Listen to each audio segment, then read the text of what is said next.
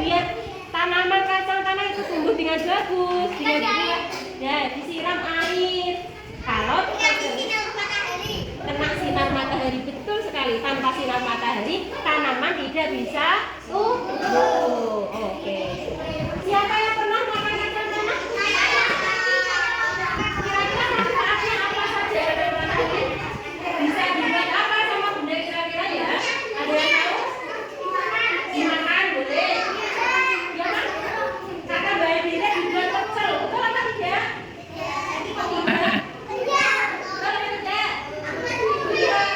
Dikupas kacang tanahnya bisa dibuat benda masak pecel. Itu Mbak Dira bisa dibuat pecel.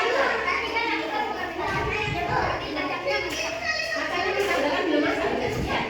Dimasak dahulu. Kacang tanah manfaatnya bagus sekali buat kita ya. Apa? Sop kacang tanah. Selain dibuat pecel kata Mbak Dira, kita buat apa lagi ya teman-teman? Iya, dimakan.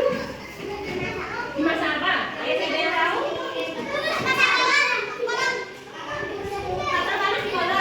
Iya kan? Direbus. Terus setelah direbus dimakan. Iya, dimakan. Terus dibuat apa lagi? Ada yang tahu nggak? Buat snack biasanya. Snack apa kira-kira ya?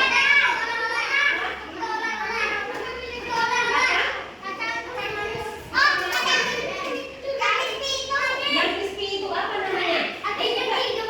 Iya, apa namanya?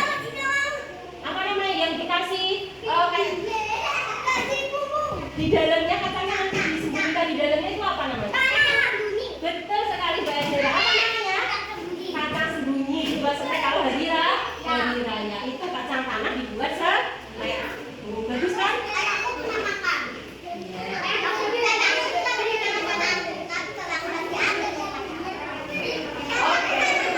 Mana B1? Ustazah mau memperkenalkan di sentra imajinasi hari ini. Sentranya imajinasi dengan subtopiknya adalah kacang tanah. Teman-teman berperan jadi pekerja pabrik. Apa teman-teman? Pekerja pabrik dan jadi konsumen jual beli. Ada yang jual beli. Nanti setelah dikemas di pabrik dijual beli. Paham? Paham? Ada yang kemas di dalam plastik. Nanti dikemas dalam plastik ini 55 ya. Di press. Nanti terus disebar dalam toko.